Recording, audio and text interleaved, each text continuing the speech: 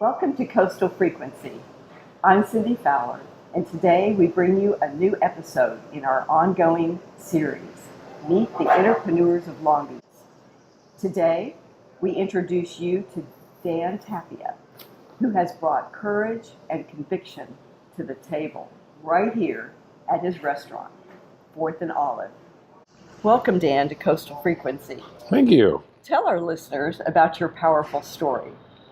Why and how you happened to open this interesting eatery right here in the East Village neighborhood of Long Beach. Well, it's a complicated question. I'll try to give you a nice, simple answer. I came to open a restaurant because I had endured a disheartening episode of workplace discrimination over some physical disabilities I have.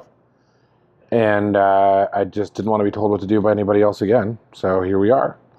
I chose Long Beach. Honestly, I was living at the time in LA, and I just found LA to be stressful. And I found that every time I'd come down to Long Beach, I'd feel my shoulders loosen up, my heart rate slow down, my breath would become just richer and more full, and I didn't want to raise my family anywhere else but here. And so we decided to pack everything up and come down here to Long Beach. Wow.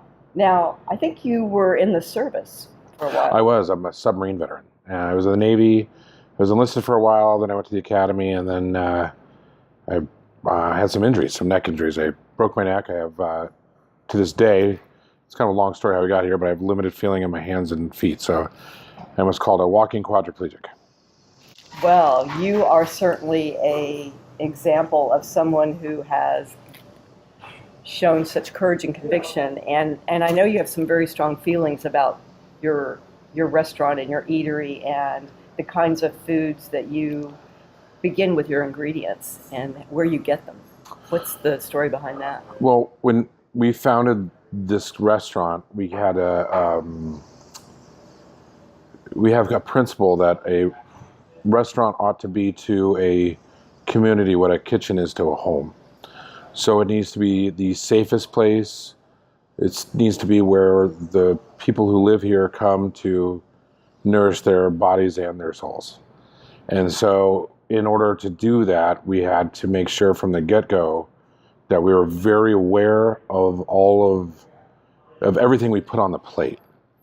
So we go directly to the farms for all of our meats. We go directly to the gardens for all of our produce. I've met and talked to the vast majority of our farmers. I've actually met the people that raise the feed for the pigs that we bring in, the pork we bring in. So the quality of the food here, no one, to my knowledge, in this city is quite doing it to that specificity that we are here. Wow. What was it in your past, because you worked in the restaurant industry? Was there an example? What was it that brought you to this passion? I've worked for some extraordinary chefs. Probably my favorite boss I ever had was Nancy Silverton. And I only got to work with her for a very brief time. I could have done a career with her, working for her, and been happy. And she really set that principle in me, just working in her company, the culture that she'd set, in that food does have that power with people, that those of us preparing food and creating an environment for guests in a restaurant, that mindset has to be that this is their safest place for that we can provide. You leave your troubles at the door. And so that's really where I really started to understand what it meant to serve somebody in a restaurant. Dan, what are your thoughts about climate change? Is that an issue that's on your mind in terms of your sourcing of your ingredients? Climate change for most of the food itself, not so much. I mean, we live in a Mediterranean climate right now. It actually affects the wine quite a bit, and so I'm always watching that. Case in point, right now they're starting to make wine of reasonable quality in England, which hasn't been done ever in the history of time. It's always been horrible wine or none at all.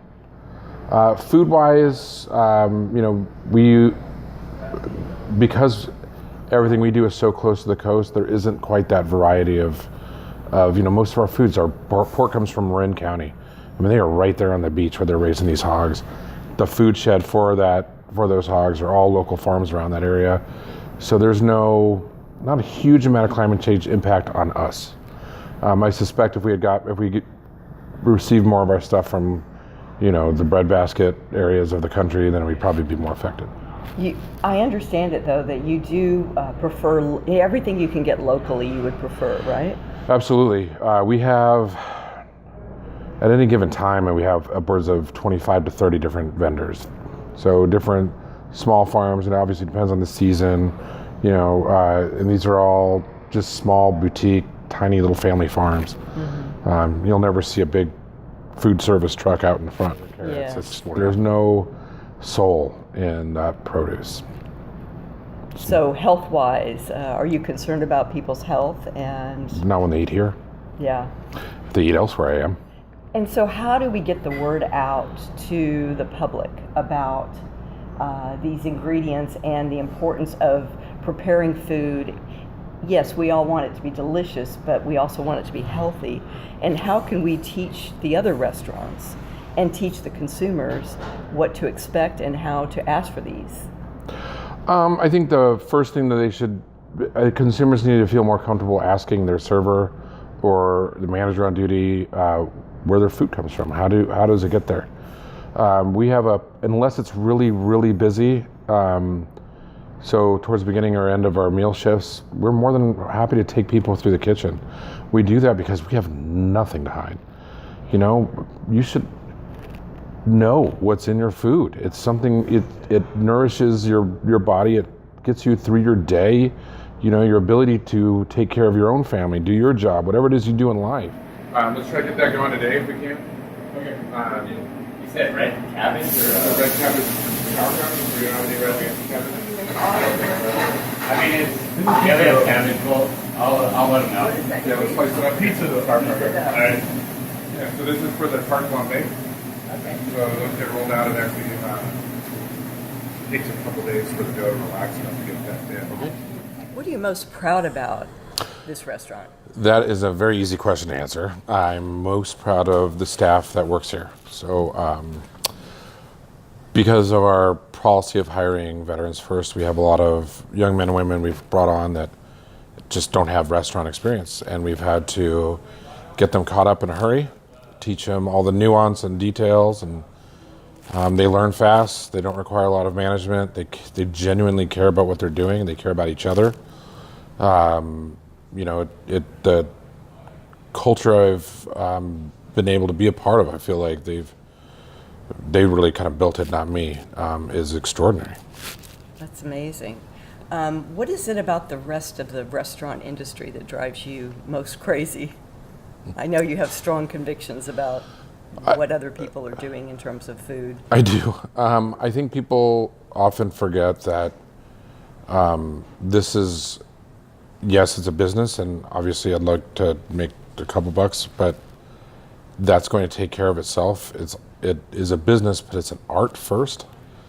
And if you lose sight of that, then I don't know how to explain it. It takes all the substance out of it. It's got to have food has to be a valuable way for us to communicate how much we care about each other and how much we love each other. And if you're more focused on just how to make money only, then you lose it. You just lose it, and you take something that's beautiful and corrupt it. And so I do have strong convictions about it because they're corrupting something that I hold so valuable. I've based my whole life on it. I would love to put a list of questions in our next edition of Coastal Catalyst, and perhaps we would give you a page to explain exactly the questions that people should be asking. And perhaps if more and more people ask their servers these questions, what would make up a list of those questions? Are there like 2 or 3 questions? If I'm at a place that I really, want to know, like someone's doing well, I want to say, okay, where do you get your food? Do you know where does, if we asked any one of my servers right now, Where's the pork come from? They're going to know right away. Where do we get our beef? How do we supply our trout? Where are we getting, so that would be the first thing. And it sounds obnoxious, but it really isn't. Anybody who cares about it will be glad to answer that question for you. The next is what are the processes of preparing this? You might be getting a sausage on a bun somewhere else, but they're probably not baking their bread and they're probably not casing their sausage. So they don't know what's in it. And they can't answer it. I can tell you there's no nitrates in my food. I can tell you there's no unnecessary phosphates. There's no food dyes. There's nothing in that because I'm putting it all together. My staff's putting it all together here in-house. The next, you might want to ask a little bit how fresh it is. Sometimes from the aesthetic side,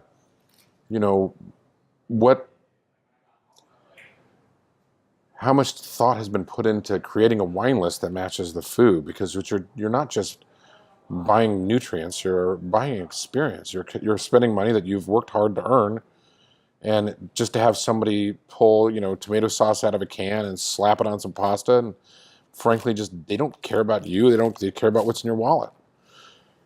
Well, I don't really want to take the money that my wife and I earn and just spend it on somebody who just doesn't care. And you'll know. Talking to your server at a restaurant, talking to the management, you'll know.